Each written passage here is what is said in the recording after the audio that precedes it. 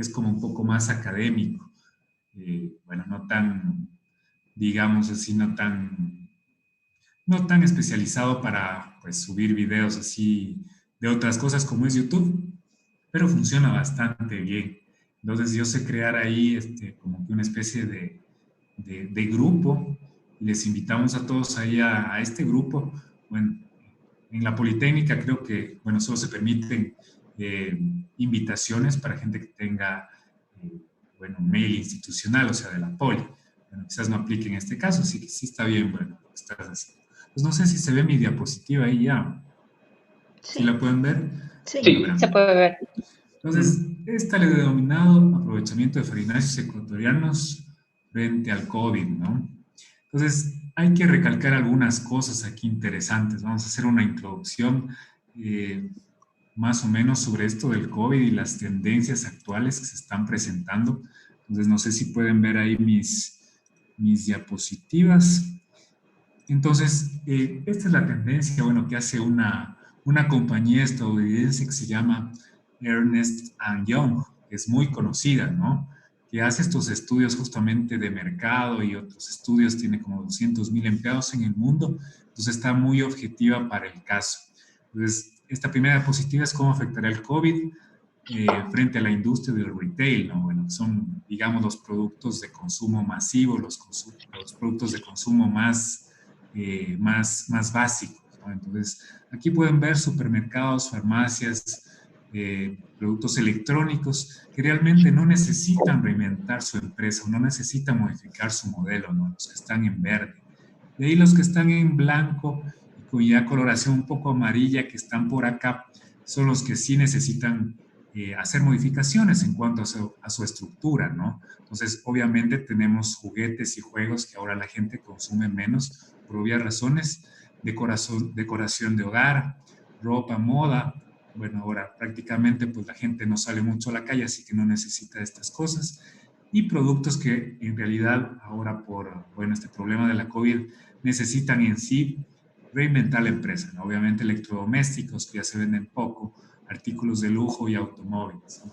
Tenemos algunos fenómenos que se están presentando hoy en día, sobre todo mucho desempleo. En Ecuador no sé si saben, pero se ha duplicado la tasa de desempleo, han bajado los sueldos y todo eso. Entonces lo que hace la gente ahora es ubicar sus necesidades básicas para la adquisición de insumos. Y los principales son estos tres que están aquí en principio, ¿no? Supermercados, farmacias y electrónicos, ¿no? Unos de los principales, ¿no? Bueno, ahora tenemos el teletrabajo, todos casi estamos pues ligados a seguir pues en teletrabajo.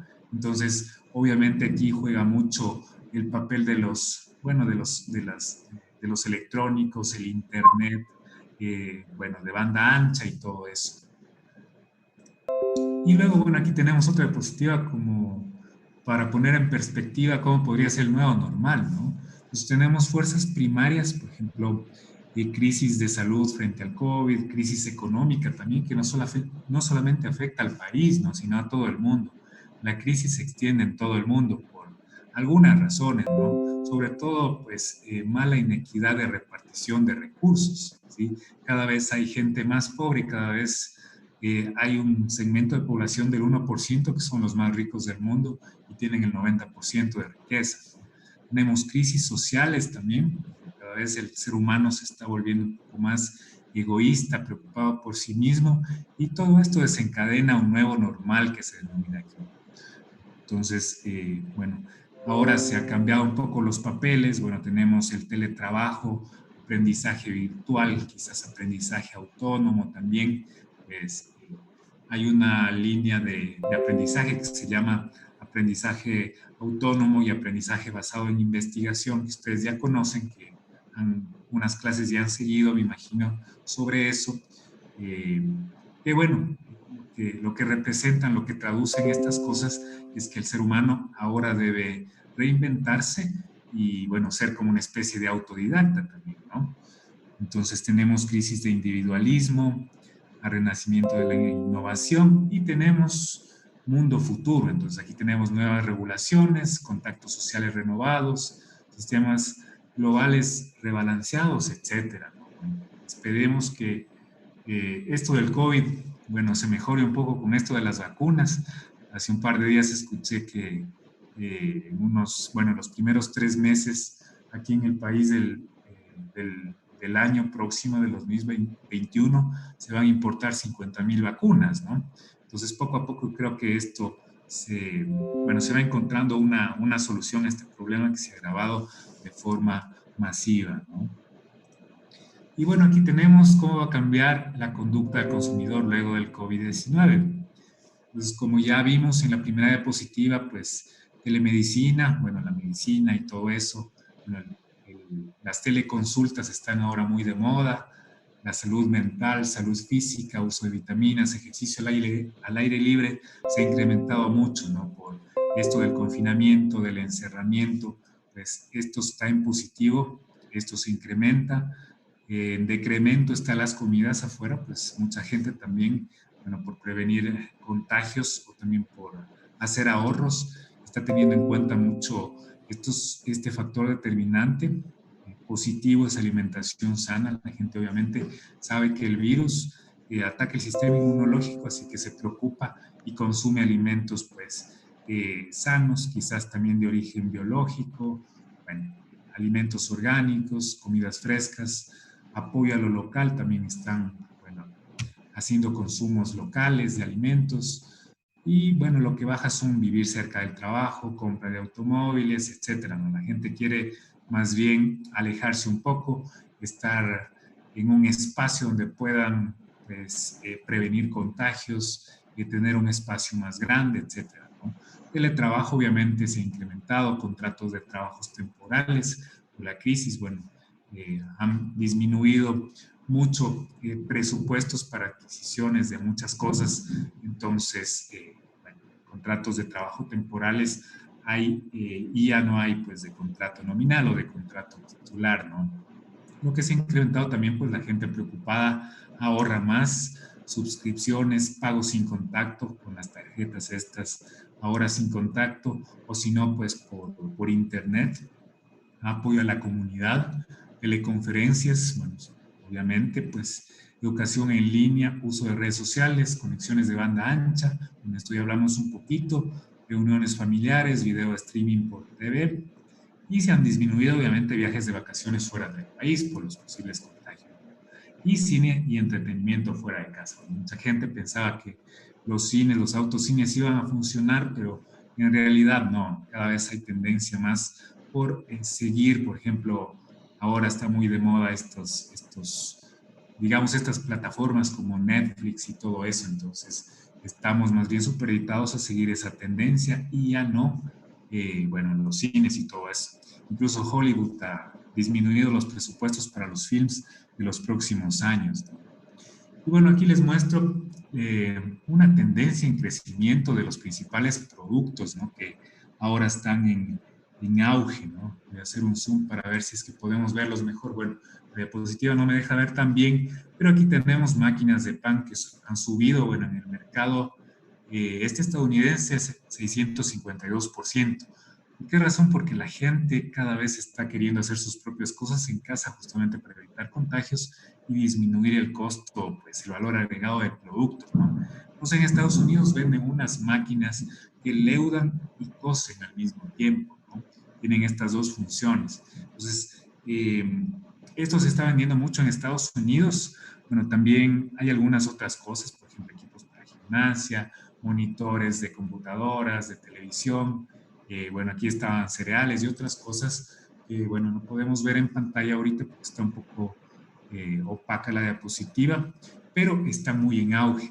Y lo que está en decremento es lo que podemos ver aquí en esta diapositiva. Bueno, voy a tratar también de hacer un zoom por acá para ver, por ejemplo, cámaras de fotos, accesorios para automóviles, bueno, equipos de camping y todo eso, pues ha disminuido la demanda, ¿no?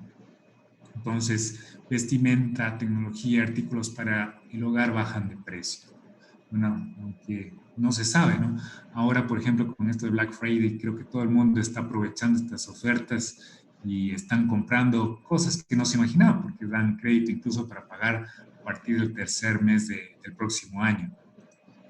Y aquí está la demanda de los principales, bueno, los principales insumos, podemos decir, o los principales rubros que están en demanda en los supermercados en el país. Bueno, este parece que son de almacenes tía, por dar un ejemplo, ¿no? Entonces, la gente preocupada en la salud compra botiquines, granos. Bueno, los granos obviamente son matrices alimentarias que tienen un tiempo de vida útil bastante elevado, ¿no? Bastante prolongado, de 6 meses en adelante. Pescados en conserva, igual las conservas en lata, pueden durar de 3 años. Fideos en igual forma, por las mismas razones. Infusiones también, harinas, tratamiento de ropa, arroz, galletas, sal, etcétera, ¿no? Entonces tenemos bien identificados estos segmentos, digamos, estos targets de productos que están justamente incidiendo para que la gente, bueno, se abastezca en su hogar de estos insumos, justamente pues, por la crisis que estamos viviendo, ¿no? Pues aquí tenemos una variabilidad también en el precio de cereales debido al COVID. Bueno, este es un dato que tomamos ahí de la FAO, entonces hay cierto tipo de variaciones. Pues aquí en el trigo se ve que ha incrementado en abril, pero bueno, es fluctuante un poco, mientras que el maíz ha decrecido, ¿no? Su demanda.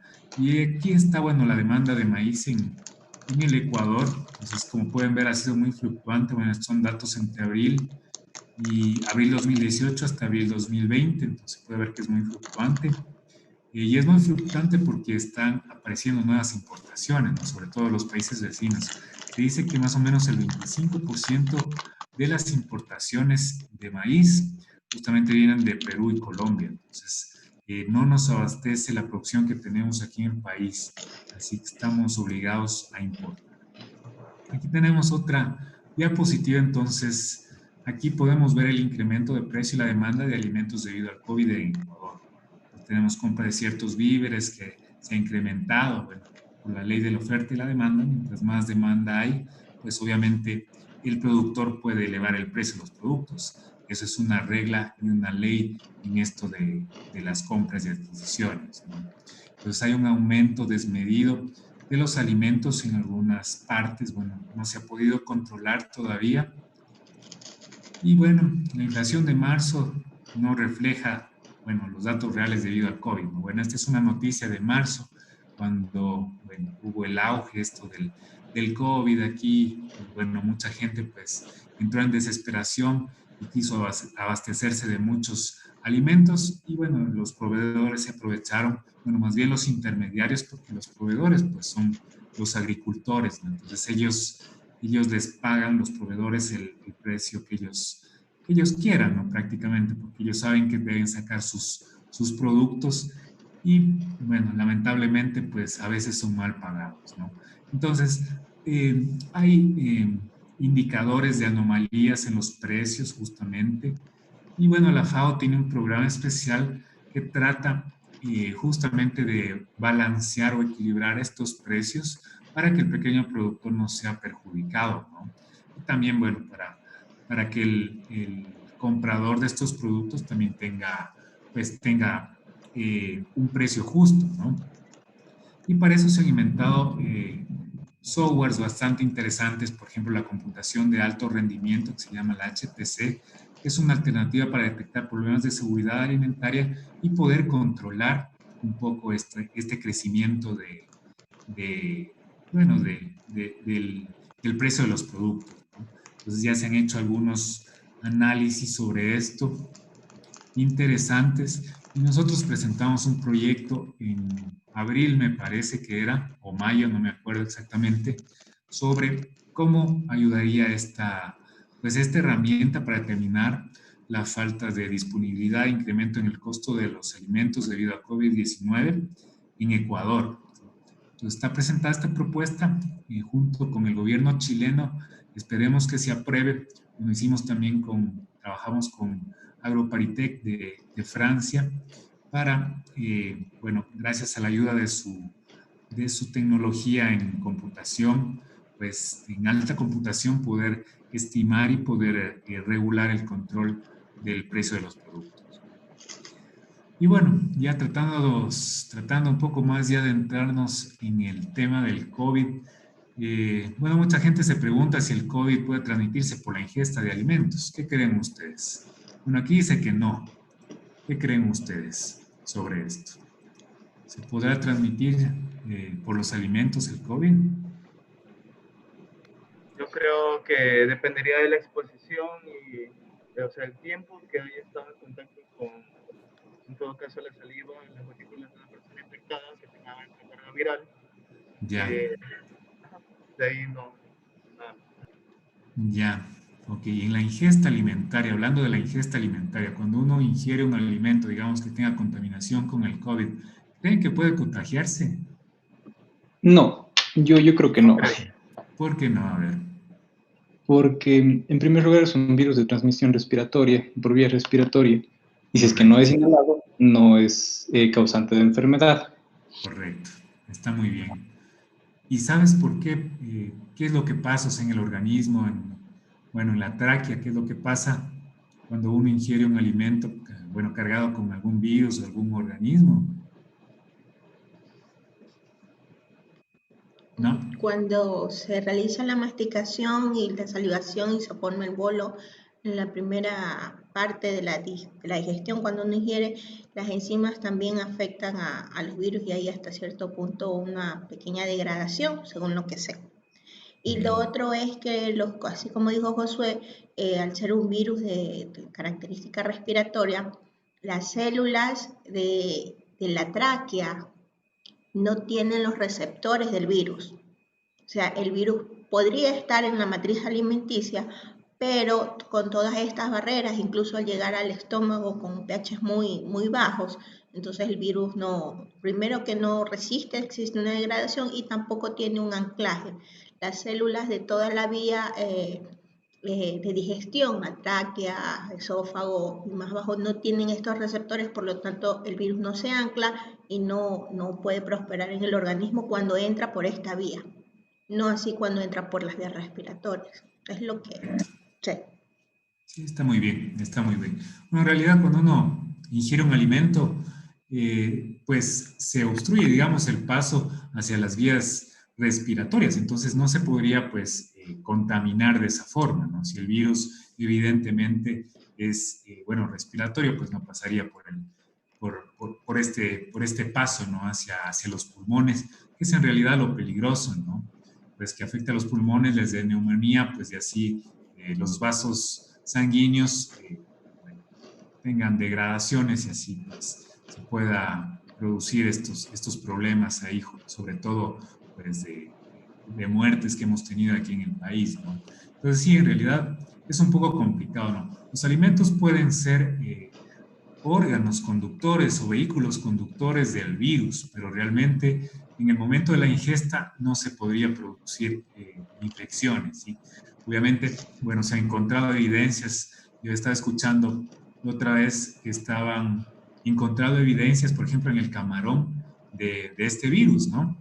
Entonces, yo imagino, ¿no? Bueno, no se ha profundizado mucho en este tema, que el virus se habrá quizás alojado en el tracto intestinal, ¿no? Porque ahí se ha encontrado vestigios, sobre todo, de este virus en algunos estudios.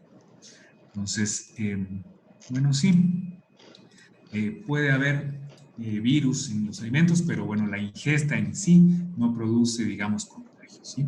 Entonces aquí se dice que no hay evidencias, no hay pruebas, sobre todo, bueno, los virus, ya saben, se contagian bueno, estornudos, exhalaciones de personas contagiadas hacia otros seres humanos, ¿no?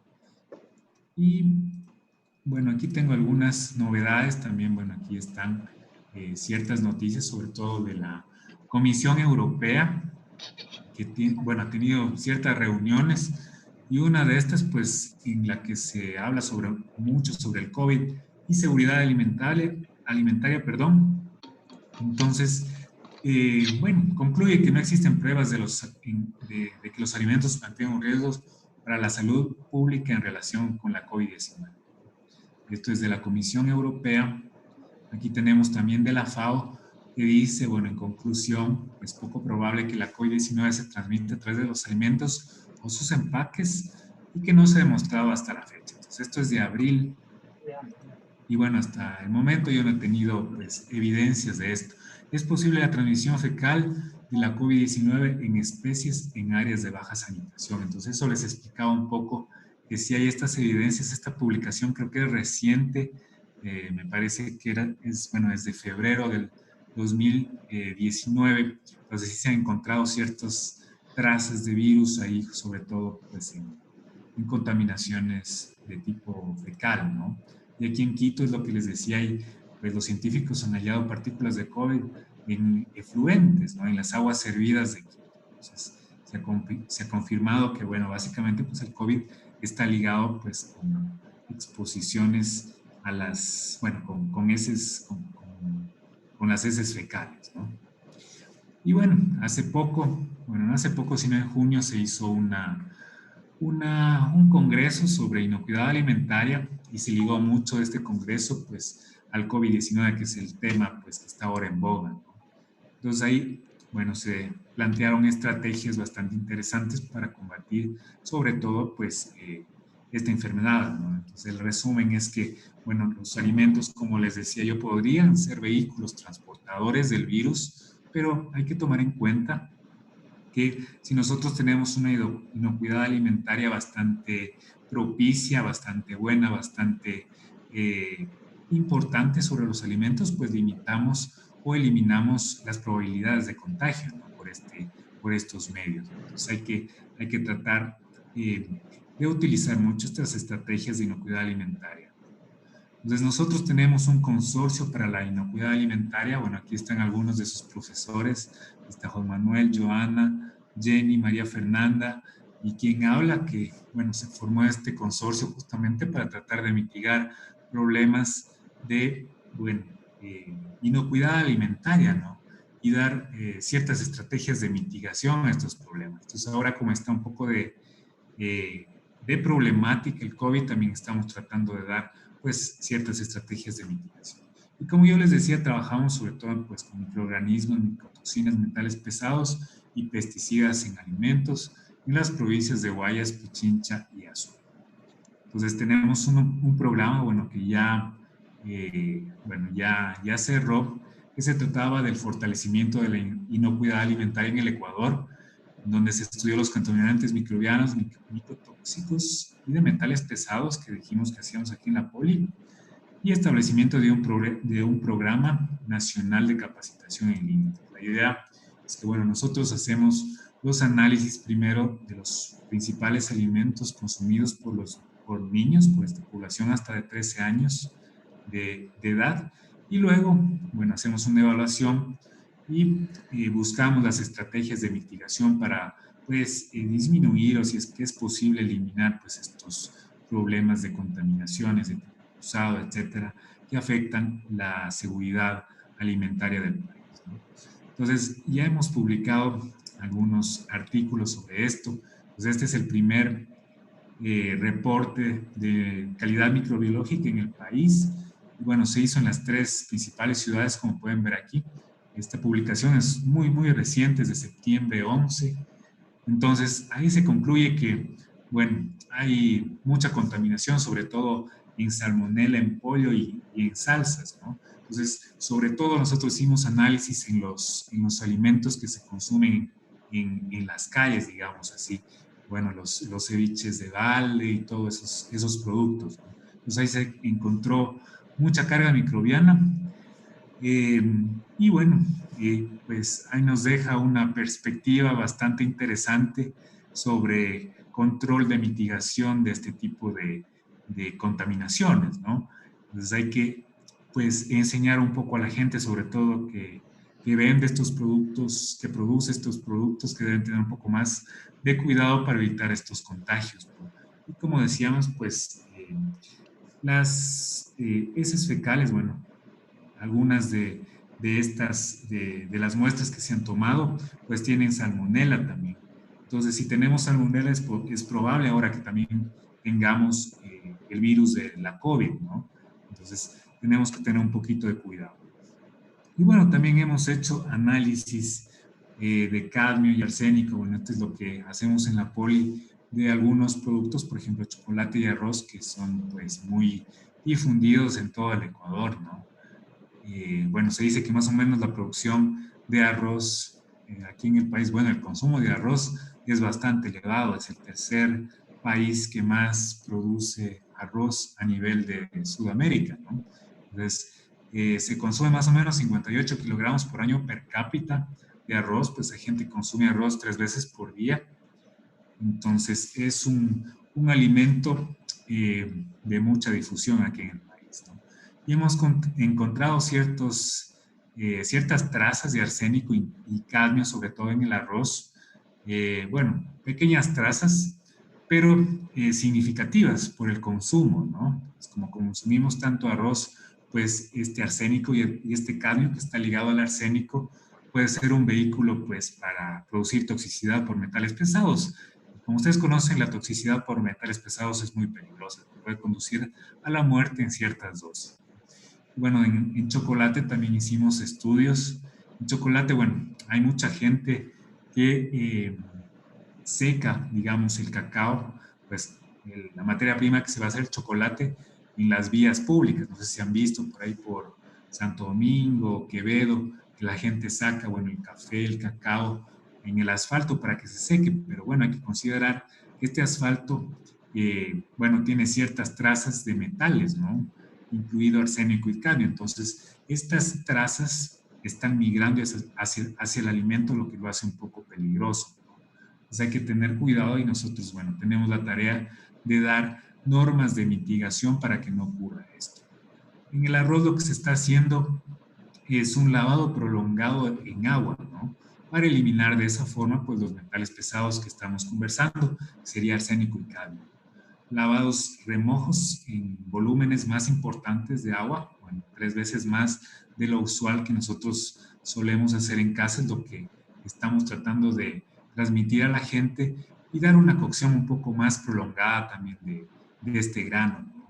Entonces, el doble de cocción en tiempo sería recomendable para que pues los metales pesados pues no sean tóxicos para el ser humano, ¿sí? Entonces, bueno, tenemos otra nueva propuesta de proyecto. Bueno, ya está el proyecto en vías de desarrollo que pues es la continuación del anterior que les mostré, que se llama Fortalecimiento de Inocuidad Alimentaria, asimismo en el Ecuador, pero este es fase 2. Entonces aquí tenemos estrategias de mitigación de patógenos microbianos, micotoxinas y metales pesados y una evaluación de la eficiencia del Sistema Nacional de Capacitación. También lo que me olvidé decirles es que nosotros estamos queriendo hacer aplicaciones para, bueno, tanto para celulares como para, bueno, tablets y softwares para computadora, justamente para tratar pues, enseñar a la gente estas estrategias fáciles de mitigación que las pueden aplicar en casa. Entonces, la idea es esta, así que el proyecto, bueno, todavía está abierto. Bueno, por esto el COVID hemos tenido que prolongar un poco el cierre de este proyecto, que es 2019 y debería haber finalizado ahora en este mes de diciembre, pero bueno, el COVID se prolongó un poco más, ¿no? Entonces, esperamos terminar el próximo abril el proyecto ya con los resultados listos. Bueno, aquí podemos pasar a otro aspecto también importante. Bueno, nosotros digo, las personas del DECAB, Departamento de Ciencia de Alimentos y Biotecnología, pues obviamente nos dedicamos a los alimentos y a la biotecnología, como su nombre dice, el departamento. Y pues la filosofía es trabajar con productos con matrices ecuatorianas, ¿no? Sabemos que el país tiene posibilidades importantes de biodiversidad, pues creo que está en el puesto 10 de los países más biodiversos del mundo por superficie, ¿no? Y por tanto tenemos una biodiversidad también alimentaria bastante importante. Entonces, aquí hay algunos alimentos que son muy importantes, ancestrales, endémicos, con los que se está trabajando hoy en día, que están exportándose a mercados internacionales y que tienen un valor agregado muy importante. Tal vez saben alguno de ustedes de cuáles se tratan estos alimentos. ¿Cuáles serían estos alimentos o ejemplos de estos alimentos importantes, endémicos, ancestrales del Ecuador? La quinoa es uno de esos. Muy bien, la quinoa es uno de esos alimentos. Es andina la papa, pero no sé qué tanta variedad hay en el Ecuador. ¿De papa? A ver, de papa en el país creo que hay como unas 200 variedades, si mal no recuerdo. Bueno, algunas variedades no son muy difundidas, son líneas que, bueno, ha mejorado el lineal. Variedades es cuando ya, pues, estos clones o líneas que les denominan ellos son sembrados y reproducidos. Y se hace una evaluación después de esto, ¿no? Después de la siembra. Y si se produce bien, pues la papa u otro producto en ciertos determinados terrenos, pues ahí se van a denominar variedades recién, ¿no? Antes podemos denominarlas o llamarlas clones o líneas, como las llamen. Entonces, líneas o clones de papa hay como 200, ¿no? Pero difundidos aquí en el país creo que hay como 40 especies o variedades de papas. Bueno, también pueden ser endémicas. Algunas de ellas tienen potenciales bastante importantes. Carbohidratos, almidón, fenoles, etcétera, son algunos de ellos, ¿no? Y son productos ancestrales, bueno. Ustedes ven la historia del país, pues, bueno, podemos ver que nuestros ancestros, pues, consumían estos alimentos, ¿no? La papa, sobre todo, pues, en los pueblos de los países, bueno, de los países, de los pueblos interandinos consumen mucha papa, ¿no? En el Perú hay el Instituto Este de la Papa que tiene, creo que 6.000 variedades de papa, ¿no? Entonces somos bastante, bueno, países bastante consumidores de estos farináceos, ¿no? ¿Algún otro que sea de interés, que crean que es importante para el país, endémico, ancestral a sí mismo, que tenga propiedades importantes nutricionales? El chocho. El chocho también es muy importante, ¿no? El chocho es muy importante, tiene el 50% de proteína, más o menos, se calcula. Bueno, tiene otros atributos también interesantes. ¿Alguien conoce tal vez los atributos del chocho, aparte del contenido proteico? ¿Qué aporta el chocho? Calcio.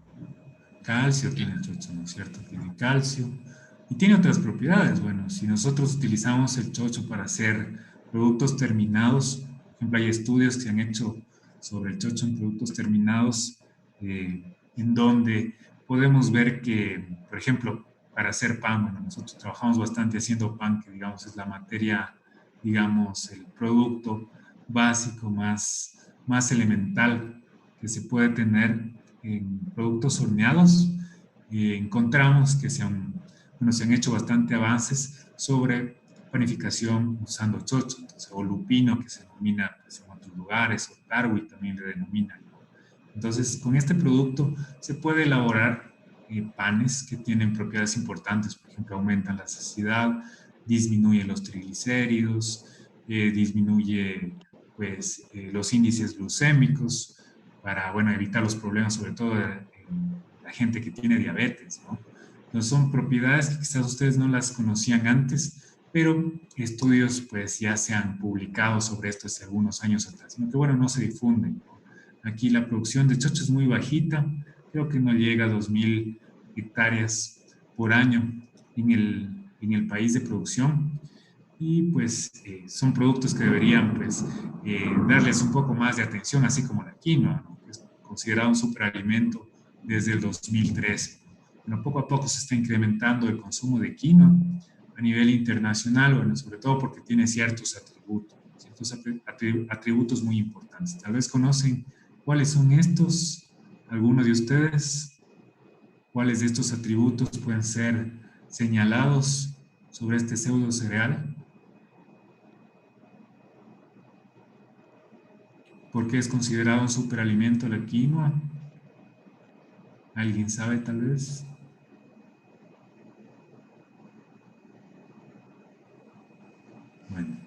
Bueno, la quinoa es considerada un superalimento porque tiene todos los aminoácidos esenciales y no esenciales en primer lugar, ¿sí? Y luego, bueno, tiene otras propiedades, es libre de gluten, tiene ácidos lipídicos también de importancia, el ácido linoleico y el ácido linoleico, que son importantes, omega 3 y omega 6 respectivamente. Tiene 400 kilocalorías por cada 100 gramos de aporte. Entonces es un alimento que es bastante interesante, ¿no? Y es un pseudo cereal. ¿Saben qué es un pseudo cereal, tal vez? ¿Alguien de ustedes ha escuchado ese término, pseudo cereal? ¿Qué será Solo un pseudo? pseudo, que es falso. Sí, pero en Falso este cereal. caso, sí, es un falso cereal, ¿no?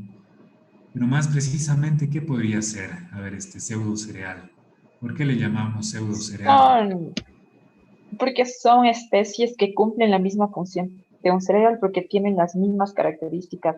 Puede ser de proteína, de carbohidratos o incluso las características en la producción de subproductos, se podría decir.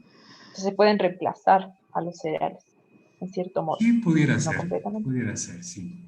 Bueno, pseudo cereal Semillas.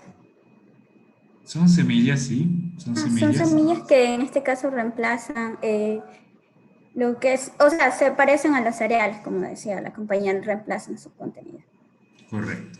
Sí, está bien lo que ustedes están diciendo. Bueno, hay otras definiciones de pseudo cereal que quizás a lo mejor se les haya pasado a ustedes, pero bueno, pseudo cereal es una mezcla, es un híbrido entre un cereal y una leguminosa.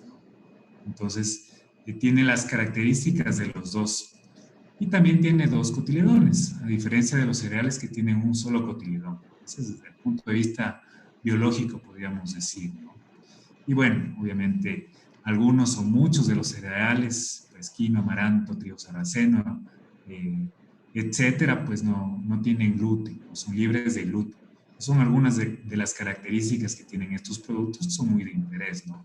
Y muy apetecidos ahora, sobre todo la quinoa en mercados internacionales. Y el chocho lo está haciendo igual. Así que yo he visto que hay muchos proyectos que se están ahora formando para, pues, darle valor agregado al chocho, ¿no? El chocho también tiene otras características, pues, negativas, digamos así, pues, el amargor del chocho es uno de los problemas.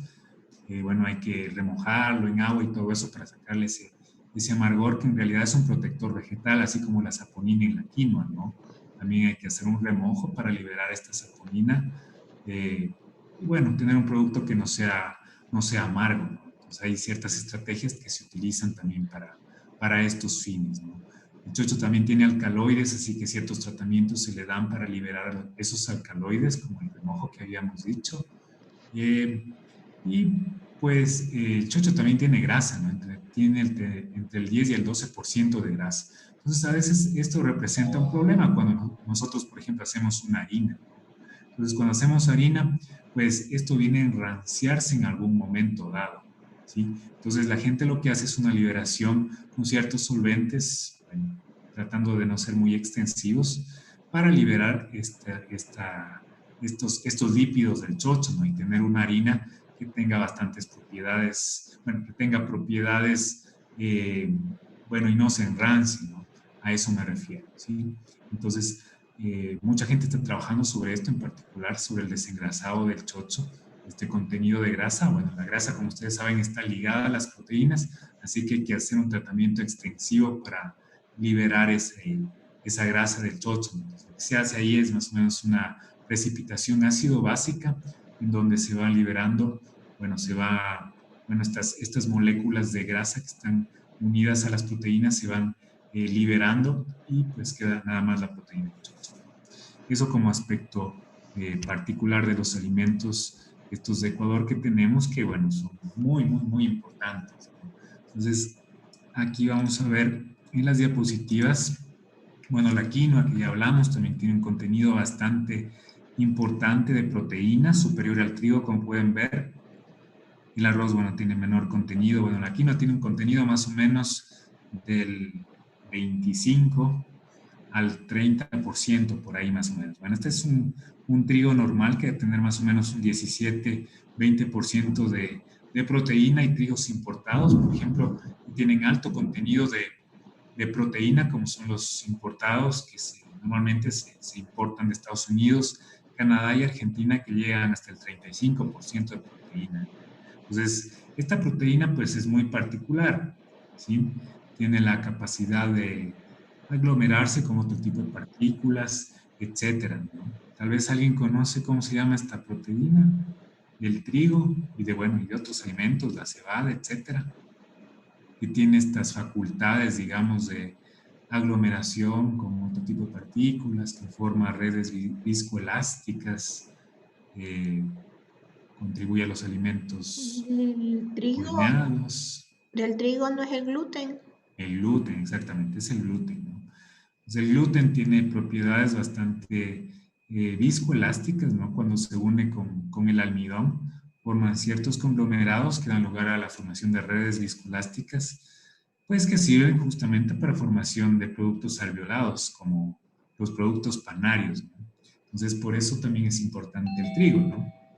Y bueno, la quinoa, bueno, no tiene este gluten, pero bueno, tiene otras propiedades, ¿no? Otras propiedades también importantes. A veces si es que se requiere fabricar productos horneados o alveolados que tengan características esponjosas a base de otros alimentos diferentes, de origen botánico diferente a los del trigo, pues se puede utilizar mejoradores, ¿no?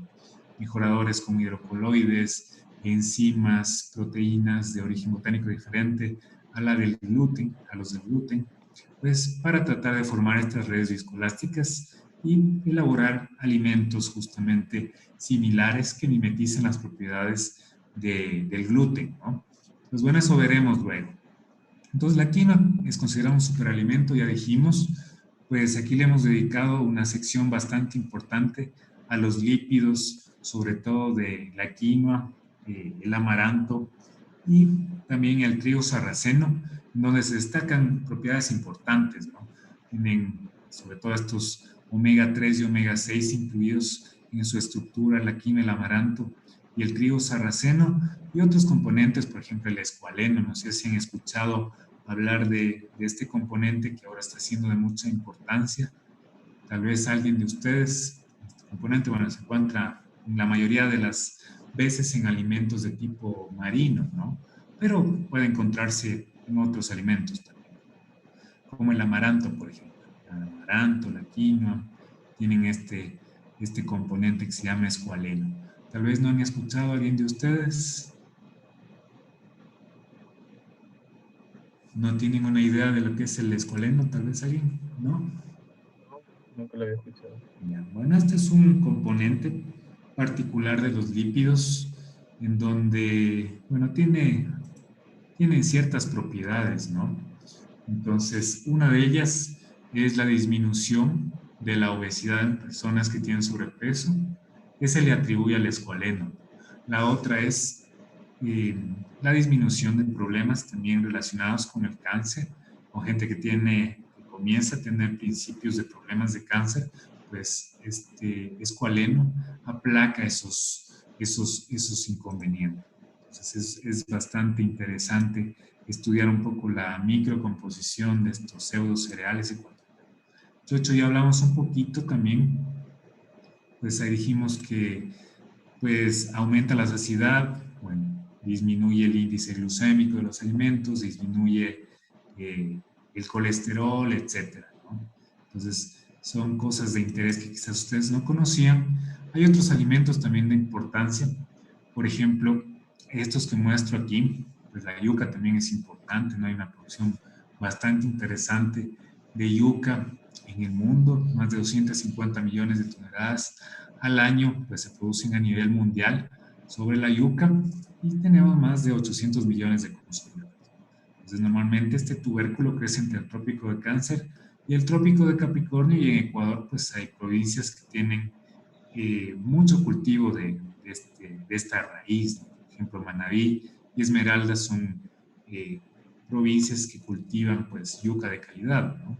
Pues hay dos variedades que son muy difundidas de yuca en el país, que son la INEAP 650 y la INEAP 651. ¿Sí? La INEAP 650 pues es un clon que se mejoró un poco y se adaptó al país justamente para consumo del tubérculo cocinado, ¿no? Cocido, ¿no? Entonces, para producto de alimentación directa. Y la otra variedad, la 651, se concibió para la producción de almidón. Entonces, tiene un rendimiento bastante importante En almidón, esta variedad que les digo, la 651, y se está cultivando mucho, ¿no? Aquí en estas regiones, sobre todo de Manabí y Esmeralda. Entonces, ya después veremos unos ejemplos acerca de esto. Pues bueno, aquí tenemos la Doctor, una pregunta. Sí. Sí, referente al escualeno, bueno, dice que es un aceite que es del hígado del tiburón. Sí, sí. Entonces me imagino que debe ser similar a lo que se extrae de los pseudocereales. Sí. ¿O le combina? No. O sea, también está en estos pseudocereales, ¿no? De hecho, en el amaranto es el pseudocereal que más tiene, ¿no? Tiene como 10 veces más escualeno que la quinoa y el trigo sarraceno. Nosotros publicamos este capítulo que les mostré de este libro, en donde mostramos eso justamente, ¿no? Bueno, les puedo dar acceso también al libro para que lo vean. Pues en este capítulo está justamente señalada la importancia del escualeno justamente para problemas de salud como obesidad y problemas de cáncer. Les decía que también está en los productos del mar, como cierto tipo de peces que se encuentran ahí en el océano, pero bueno, también tenemos aquí en ciertos alimentos pues, de origen terrestre, ¿no? Como los pseudocereales, en particular el amaranto es el que más tiene. Sí, entonces, no sé si aclaré la duda por ahí. Sí, gracias. Ya, perfecto. Entonces, yo les decía que la yuca también es importante. Bueno, nosotros trabajamos bastante sobre, pues, la exploración de cierto tipo de variedades de yuca para valorizaciones de tipo industrial, podríamos decir. Entonces, aquí tenemos la producción nacional de la yuca, que son 92,000 toneladas métricas. En Manabí se producen casi 5,000, en Esmeraldas 1,500. Y de almidón hay una producción de 10,500 toneladas. Este es por año. Y se sabe que Ecuador importa cerca de 4,000 toneladas de almidón modificado por año. Entonces, tenemos una importación bastante importante. Pues hablando de importaciones, hay que tomar en consideración que cuando uno importa, pues las divisas salen, ¿no?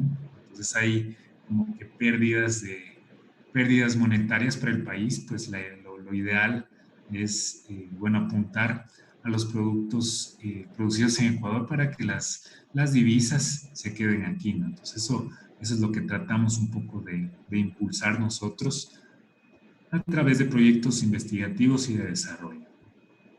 Pues bueno, también tenemos el banano, que es interesante, sobre todo el banano de rechazo, que representa entre el 20 y el 25% del banano de exportación, ¿no? Que se rechaza, ¿no? Quizás por, su estado de madurez. Normalmente el banano para exportación debe estar en estado de madurez 2, donde hay una escala de estados de madurez, más o menos hasta 7, en el banano. Y ya cuando se llega a la escala número 7, pues ya hay una sobremaduración de esta musácea. Entonces, entra en estado de senescencia. Y cuando entra en estado de senescencia, significa que el producto ya se ha malogrado, ¿no? Entonces sufre una transformación el banano hasta llegar a estado de maduración. El almidón presente en este banano, digamos, en estado de maduración inicial, pues se va convirtiendo en glúcidos, ¿no? Va evolucionando y se va convirtiendo en glúcidos por esto de los estados de maduración que les estoy comentando. Entonces, por eso el banano, digamos, maduro tiene sabor un poco más dulce, y este de acá, tiene un sabor un poco más astringente, quizás es más duro, a la masticación, etc. Entonces, como les estaba diciendo, la exportación del banano pues ha sufrido ciertas mermas, más o menos del 20 al 25%, y esto es debido a que, ciertas frutas pues no cumplen los estándares establecidos para exportación, sobre todo para países de América y los países europeos, sobre todo los países del norte, ¿sí? Entonces, hay un rechazo de esto y pues básicamente este rechazo, este coproducto que se forma, pues va para alimentación pues de animales o máximo para pues abonos para plantas, ¿no? Abonos de las mismas plantas de banano. Entonces también tenemos el lactosuero, que es otro producto también de interés que es muy común aquí en el país. Bueno, es el subproducto quizás de la elaboración de algunos productos terminados a base de leche, por ejemplo, de los quesos que están aquí. Bueno, el subproducto, se puede ver aquí el lactosuero. Y bueno, aquí estamos con unas estadísticas que dicen que se destina 1.2 millones de litros diarios para la producción formal de queso, que genera 900.000 litros de suero. Solo un 10% se está usando en la industria láctea, lo demás se destina para alimentación animal sobre todo, ¿no? Y bueno, hay algunas empresas que, bueno, rechazan o envían pues este subproducto en sus efluentes, ¿no? Pues no le dan ningún tratamiento. Sí, entonces la idea, bueno, también es valorizar esto. Bueno, se han utilizado ciertas tecnologías para extraer las proteínas del lactosuero que son muy importantes. Por ejemplo, bueno, la proteína sobre todo pues del lactosuero está en el orden del 1%, pero puede ser concentrada hasta el 50-60%. Entonces, se utiliza tecnologías de membranas, microfiltración tangencial. Pues bueno, aquí varía un poquito la talla de las porosidades de las membranas. Bueno, 0,2 micrones se utiliza. Bueno, teniendo esta talla, pues ya se hace una pasteurización en frío que se denomina. Tenemos nanofiltración también, luego otro tratamiento que se le da a las proteínas del lactosuero. Aquí utilizamos una membrana más pequeñita de 5 kilodaltons y finalmente una diafiltración. La diafiltración es como que pues, se mezcla el producto con agua y bueno, se hace otra filtración. Bueno, hay un secado y otras operaciones para que el alimento sea más estable. Entonces, es una de las vías de valorización del lactosuero. Entonces, no sé si ustedes han visto, hay proteínas de este tipo, tal vez que se expenden en el mercado ahora quizás. Bueno, en la sección hay de alimentos energéticos, están estas proteínas de lactosuero y todo eso, ¿no? No sé si se han fijado, tal vez, alguno de ustedes en esta valorización que se está dando a este lactosuero. ¿Sí? No sé si alguno de ustedes pregunta. tiene... Sí. Yo siempre he escuchado que las asociaciones siempre están interesadas en utilizar el lactosuero, pero las normativas se lo prohíben. O sea, en eso sí soy un poco, no tengo idea cuál es la postura de la parte técnica para no aceptar el lactosuero, siendo que mediante algunos tratamientos, pues uno, como lo dijo, lo puede revalorizar. Siempre he escuchado en las noticias, es una problemática que está como que en el aire, pero la verdad no tengo idea de qué es lo que está detrás de la posición del Estado para no aceptarlo. No sé Ya. si usted me dé luces al respecto. Sí, bueno, algo de eso había escuchado yo. Bueno, en realidad yo no soy especialista en lácteos, ¿no? Pero lo que conozco es que mucha gente lo que hace, lo que ha estado haciendo para la elaboración de ciertos productos alimentarios es utilizar lactosuero en vez de leche, por ejemplo, ¿sí? Para la elaboración de bebidas. Entonces mucha gente se quejaba de esto, los productores que utilizaban en realidad materia prima de calidad, por ejemplo, leche entera de calidad o leche, bueno, que haya tenido algún tratamiento, pero que sea leche en sí, no lactosuero, ¿no? Entonces esa era la problemática. Porque además, bueno, como ustedes saben, el lactosuero es muy económico, ¿no? Cuesta 1 centavo el litro. Y bueno, a veces a uno le regalan incluso el lactosuero. Entonces, más bien por ahí venía la problemática, ¿sí? Otra cuestión del lactosuero es que también, bueno, no es tan fácil de detectar, ¿no?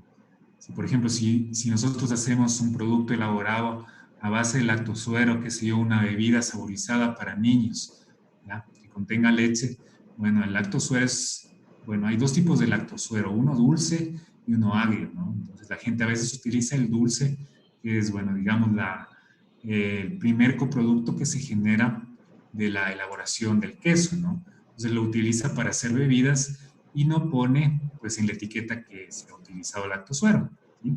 Entonces lo que hace ahí, justamente para incrementar los sólidos, no sé si saben ustedes, agregan agua oxigenada. Entonces agregan agua oxigenada y los sólidos, bueno, la densidad, más bien dicho, del producto aumenta, ¿sí?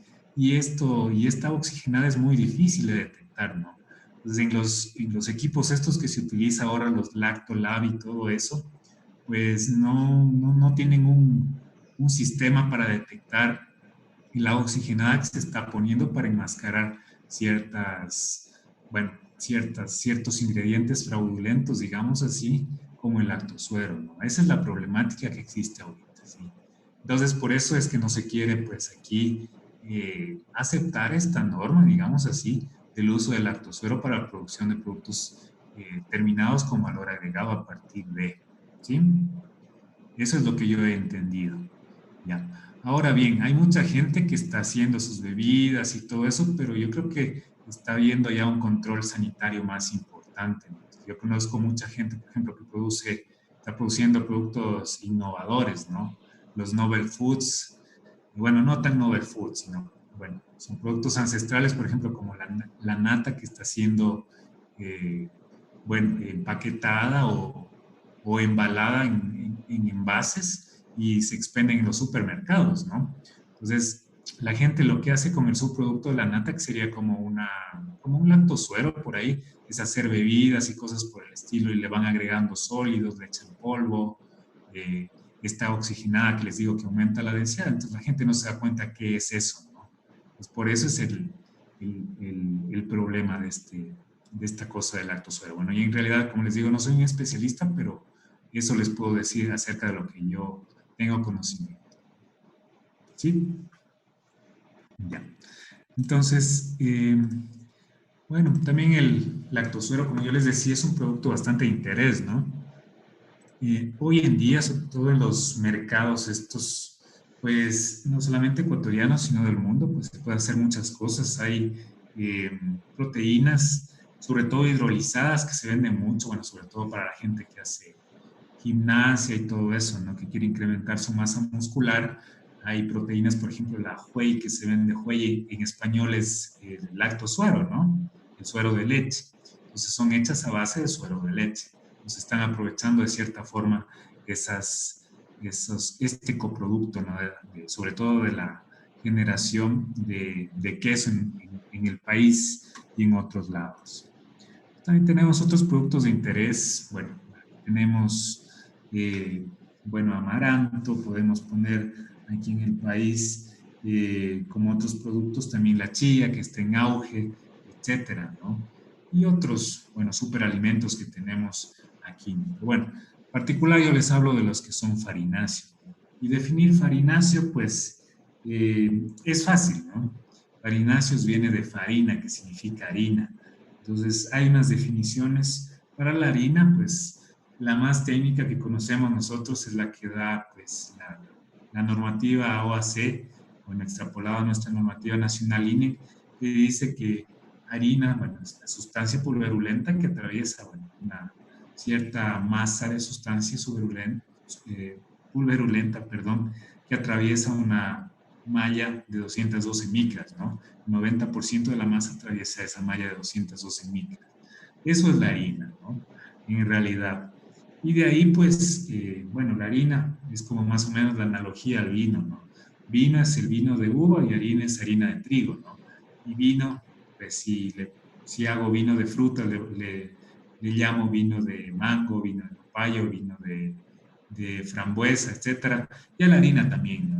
La harina en sí se conoce, la harina de trigo, y cuando viene de otras matrices, pues se le denomina con el nombre de la matriz que viene. Harina de garbanzo, de chocho, de quinoa, harina bueno, de todo lo que ustedes quieran podemos hacer, incluso de insectos ahora que está un poco de moda, ¿no? Pues en México, no sé si han escuchado, se han hecho ciertos estudios sobre elaboración de harina de los chapulines, que son estos insectos, bueno, son podríamos decirles, son unos grillos pequeños nativos de México que, bueno, ellos lo consumen, ¿no? Entonces ahora se están sacando harina de eso, allá en México ya con registro sanitario y todo. Así que nosotros podemos hacer un producto farináceo de cualquier matriz alimentaria, entonces, y no alimentaria también, ¿no? Entonces, es un abanico bastante importante, bastante general de posibilidades que tenemos sobre la elaboración de productos farináceos. No solamente son los cereales, ¿sí? Ni pseudocereales, ni raíces, ni tubérculos, ni musáceas, ¿no? Sino son un conglomerado de matrices que se puede utilizar para disminuir el tamaño de partícula, estabilizarlas con algún proceso de secado térmico o no térmico, y pues tener pues estas sustancias pulverulentas que tienen muchas propiedades, ¿no? Pues algunas de las propiedades, por ejemplo, son las que ya conversamos, la aglomeración con otras partículas, por ejemplo, la del gluten para producir estas masas viscoelásticas, pues disminuir el volumen del producto.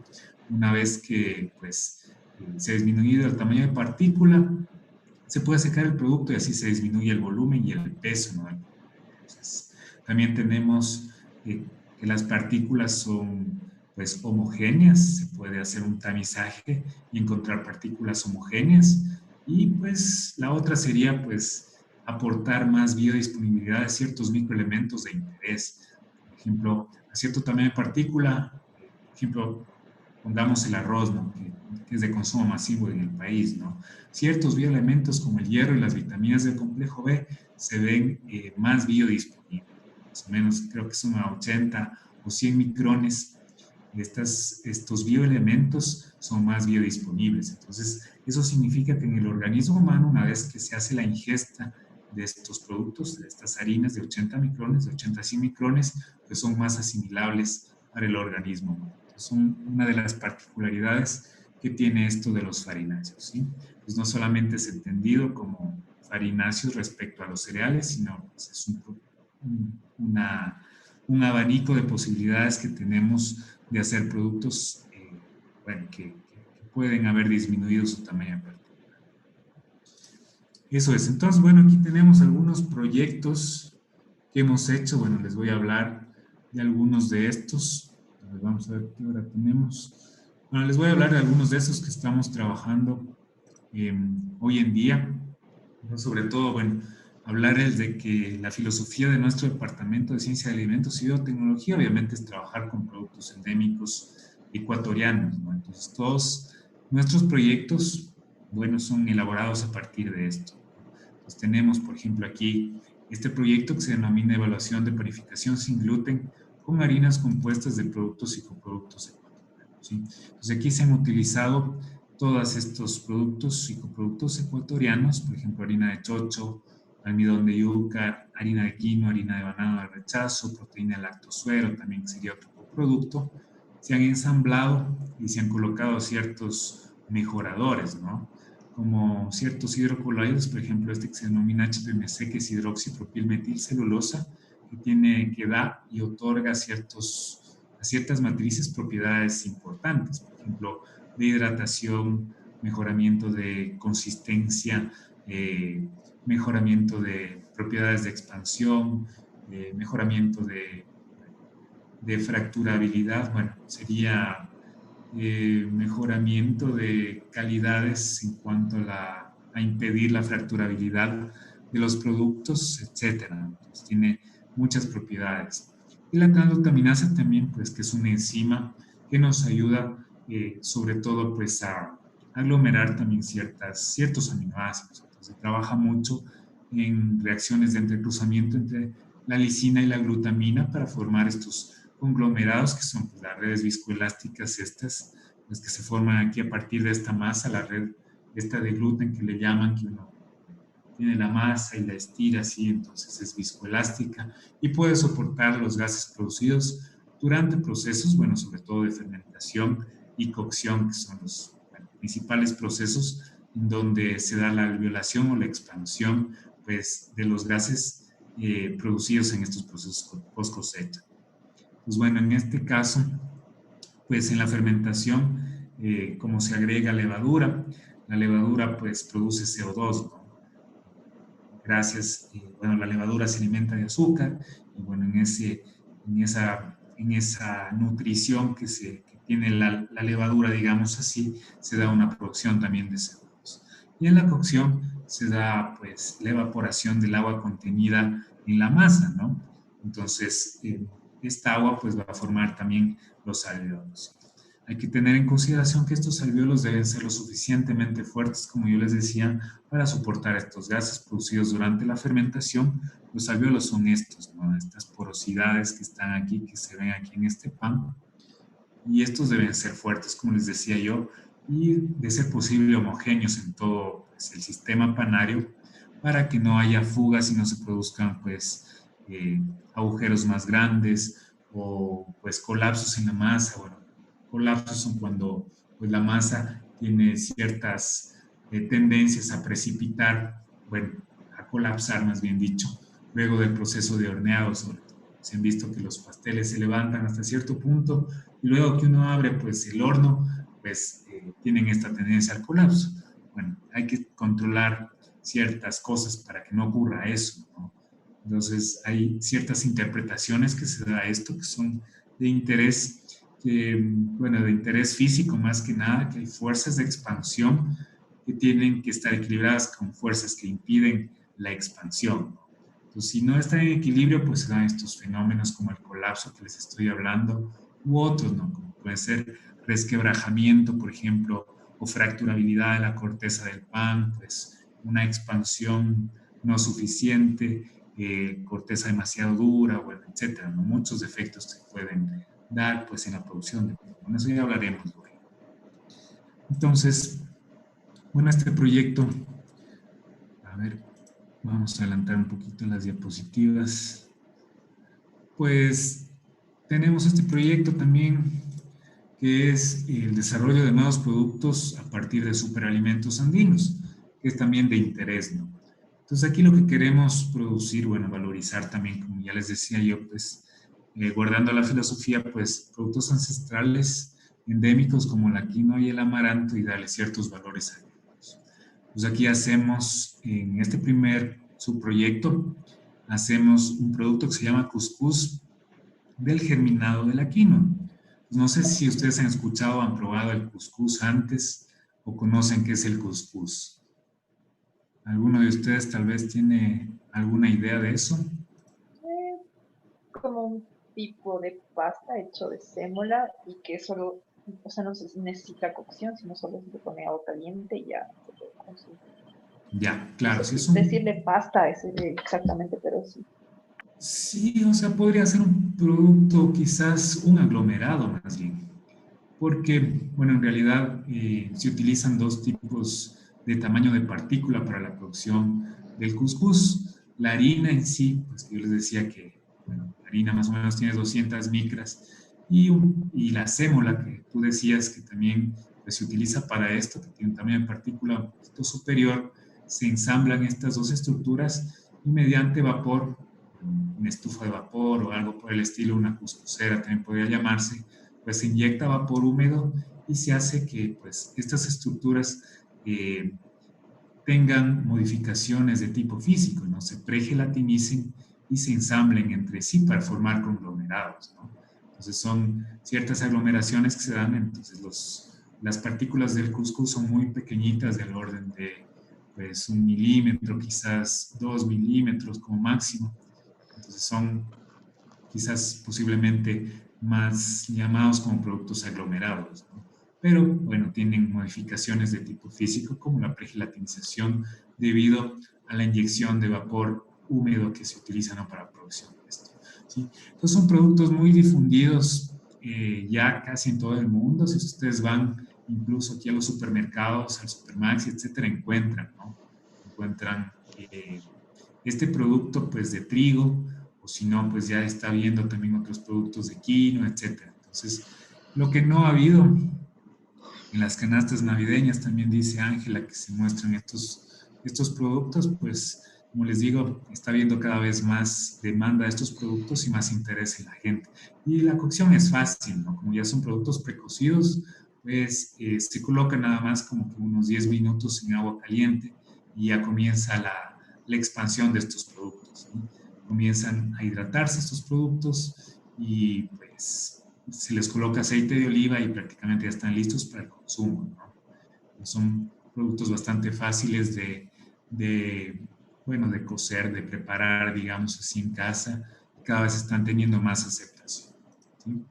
Entonces, nosotros hicimos aquí algo interesante, ¿no? Que es hacer un producto de cuscús, pero de la germinación de la quinoa. Entonces, esto no hay realmente estudios, bueno, a mi conocimiento no existe ni estudios todavía acerca de esto. La germinación, como ustedes saben, aporta propiedades bastante interesantes a los granos, en este caso de la quinoa. No sé si alguien conoce qué es lo que hace la germinación a los granos, ¿no? Sobre todo estos pseudocereales de interés. ¿Qué es lo que favorece la germinación a estos pseudocereales? Tal vez alguien conoce. Cuando un cereal germina, libera una serie de enzimas que hasta cierto punto degradan, ¿cómo se llama? El endospermo, y lo hacen más viable, más nutritivo, o sea, una persona lo asimila más fácil. Y si no me equivoco, ahí corríjame si es así, creo que también favorece la neutralización de los antinutrientes. Me parece eso Correcto. último que en algún momento lo leí, me parece. Sí, estás en lo correcto, ¿no? Entonces, hay pues ciertas propiedades, ¿no? Que hace la germinación, como tú ya dijiste. Bueno, se han hecho bueno, nosotros hicimos un estudio sobre esto, sobre la hidrólisis, sobre todo de los germinados de quinoa, bueno, del cuscús de germinados de quinoa comparados con los que no han sido germinados, y obviamente los que habían sido germinados se hidrolizaban más rápido, ¿no? Entonces ya estaban convertidas sus cadenas, bueno, se habían hecho una lixiviación en sus cadenas proteicas y amiláceas, convirtiéndolo en un producto de más fácil digestión, ¿no? Por otro lado, también hace pues, más biodigeribles ciertos elementos, pues vitaminas del complejo B, y ciertos antinutrientes se ven atenuados, como tú decías. Entonces, ciertos antinutrientes, bueno, no sé si estoy mal, el ácido fítico me parece, o algo por el estilo, se atenuaba, ¿no? con la germinación. Pues también hay que notar que ciertos elementos también incrementan, ¿no? con la germinación. Entonces, nosotros hicimos un análisis proximal, que es un análisis físico-químico, pues básico de los macro y microelementos, de ciertos microelementos. Pues vimos que la mayoría de macro y microelementos incrementaban su contenido con la germinación. Entonces, es una operación bastante interesante, ahora está bastante controlada, se venden germinadores, ¿no? Para hacer esto. Y bueno, la quinoa germina muy rápido. No sé si ustedes conocen, pero la quinoa germina en 6 horas, comparada con el trigo que se demora 24 horas o algo por el estilo, ¿no? Y un germinador a condiciones controladas, por ejemplo, 100% humedad relativa, 20 grados centígrados, incluso más rápido. Entonces, nosotros estamos trabajando sobre este proyecto que les estaba contando, que es bastante interesante, y logramos tener resultados bastante interesantes, ¿no? sobre este cuscús hecho a base de germinados de quinoa, pues incrementado sus propiedades, incluso las sensoriales. Hacía de la quinoa, pues del cuscús de quinoa, un producto con mayor aceptación sensorial organoléptica, pues de muchas personas, ¿no? Entonces, es bastante interesante. Y también trabajamos con el amaranto un poquito, pues para hacer un parboleado del amaranto. No sé si alguien conoce qué es este proceso de parboleado o parboiling en inglés, tal vez han escuchado antes de esto. ¿Qué sería el parboleado o el parboiling? ¿Alguien tal vez? Bueno, entonces el parboleado este que les digo, pues no es más que una inyección a sí mismo de vapor húmedo, ¿no? Que ocasiona pues en el grano, pues del amaranto en este caso, pues que se hinche o se expandan los gránulos del almidón, ¿sí? Provocando asimismo una cocción, ¿sí? Una cocción de los granos, bueno, en el interior están los gránulos del almidón, y bueno, aumentan también ciertas propiedades funcionales bueno, como funcionales y estructurales, digamos, como crocancia, pues digestibilidad y otro tipo de propiedades importantes. Entonces, la idea que tenemos es también, pues, hacer una evaluación de las propiedades estas funcionales, el grado de hinchamiento, el grado de solubilidad, de hidratación por agua, etcétera, y pues ver la posibilidad de trabajar un producto terminado a partir del parboilado del amaranto. Entonces, este es otro proyecto también interesante que tenemos ahora, ¿no? Y bueno, tenemos otros más por aquí. Les muestro rápidamente, ya después quizás en otras clases les muestro con un poquito más de detalle cada uno de estos.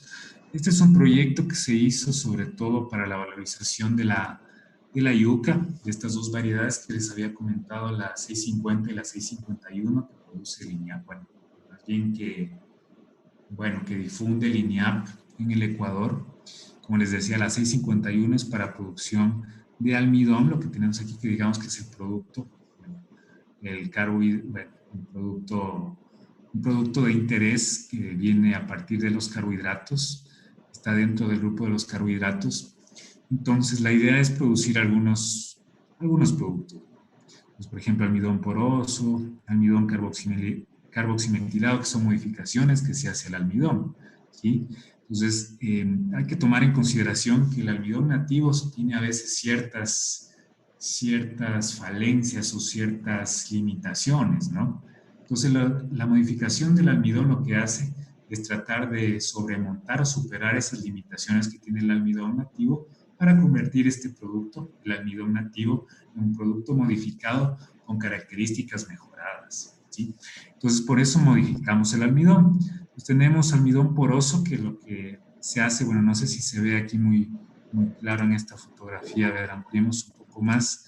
Lo que hace es pequeñas porosidades en el gránulo del almidón, ¿sí? Este gránulo del almidón es pequeñito, mide como, bueno, de 2 a 200 micrones más o menos, y en el almidón de yuca llega a medir hasta 30 micrones. Entonces, lo que hace, pues, por tratamiento enzimático, por vía enzimática o vía ácida, se puede producir almidón poroso y tiene muchas porosidades, ¿no?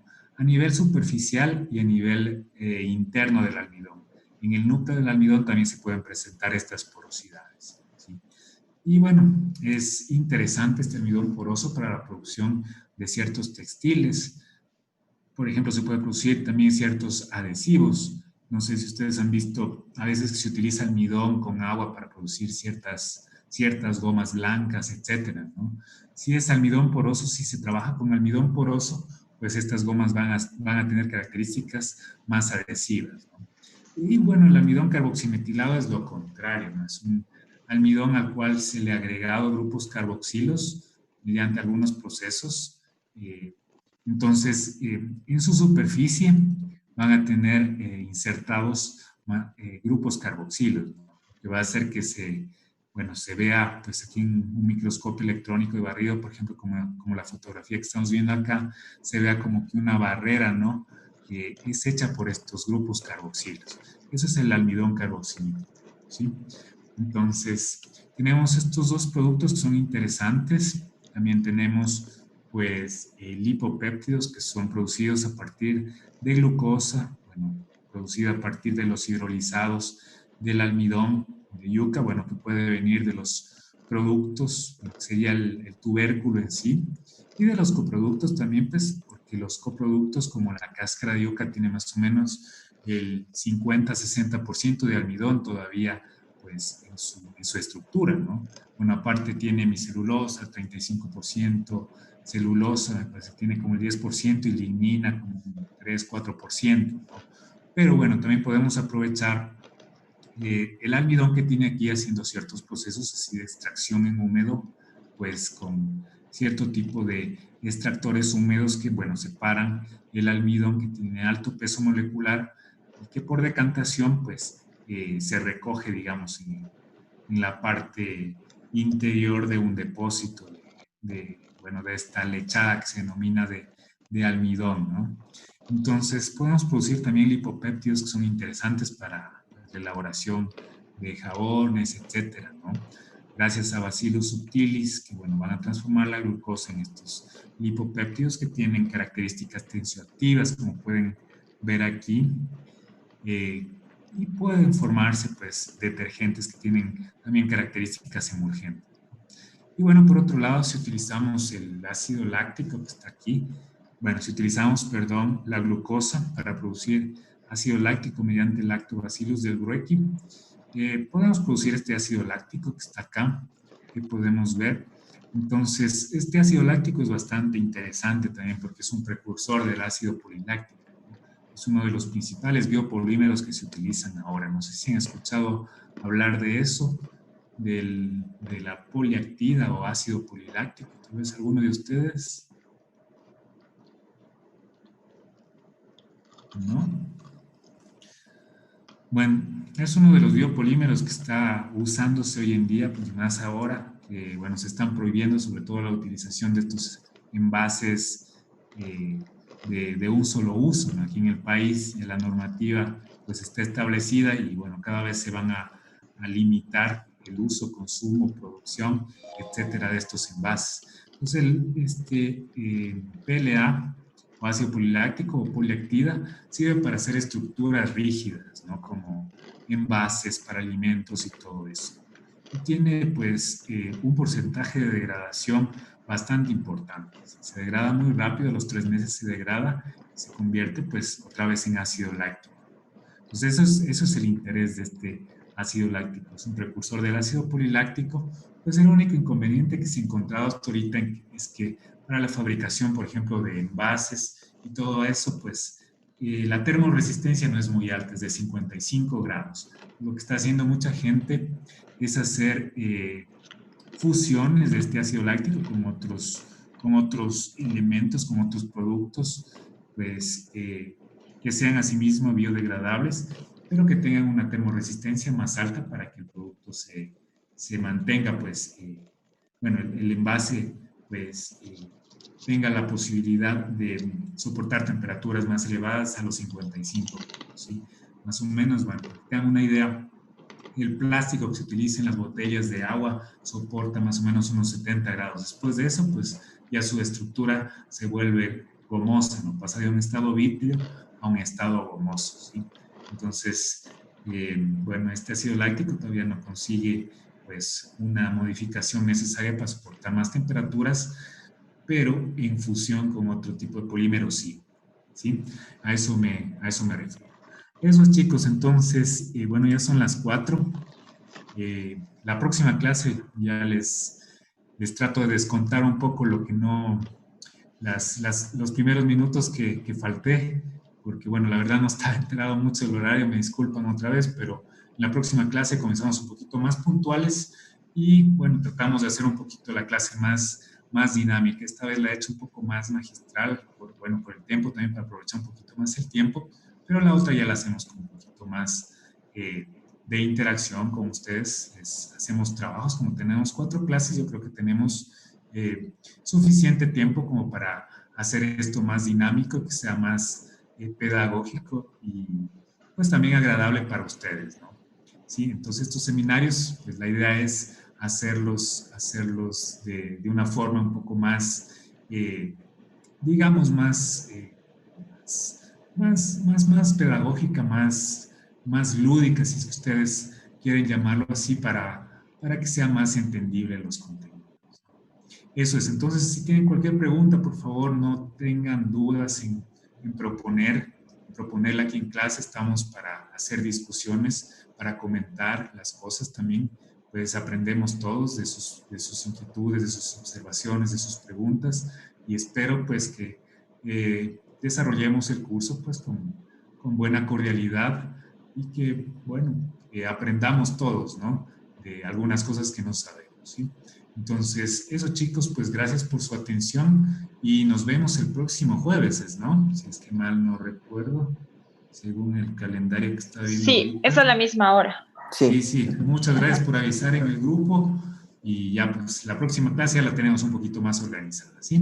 Doc, yo tengo una petición, no sé cómo llamarla. Sí. Verá, No sé si usted se enteró que nosotros, Marjorie y yo, no vamos a, o sea, nosotros no deben calificarnos en esta materia, por lo de lo que cambiaron las mallas. Entonces Ya. yo tenía una sugerencia, sí, o una petición. Yo hablé con el doctor Vera en el caso de que sería como que opcional, de que nos Ujú. pudieran dar como un certificado de aprobación para nosotros. O sea, yo de mi parte, yo sí estaría dispuesta a cumplir con las tareas y cumplir todo. No sé si Marjorie Ya. esté de acuerdo. Entonces, no sé si a pesar de no, porque esto no va a aparecer en nuestro currículum, al finalizar de la clase, se nos puede dar como un certificado como de aprobación. Yo hablé con el doctor Sí, Vera sí. sobre esto y me dijo que iba a ver. Sí, sí, Entonces, no hay en ese caso, problema. si es que no pudiera darse de parte de la maestría, podría ser como que de su parte como docente, Sí, sí, por no hay favor. problema. Sí, sí, sí, sí, claro, con gusto. Ahí incluso les podemos dar a todos, ¿no? No hay ningún problema con eso. Ya, Sí, Gracias. muy amable, doctor. sí, Muy sí, amable, muchas no, sin gracias. problema, con gusto. Ya pues chicos, entonces nos vemos en la próximo jueves. Ya voy a poner en mi calendario para que no me pase lo que me pasó ahora. Y bueno, espero que estén bien y nos vemos en la próxima clase, ¿ya? Ya, listo, muchísimas gracias. Buen fin de Sí, pues semana. un gusto. Cuídense mucho. Un Nos gusto. vemos. Gracias. Adiós. Chao. Gracias. Gracias. Gracias. Gracias, hasta Hasta luego. luego, pasen bien.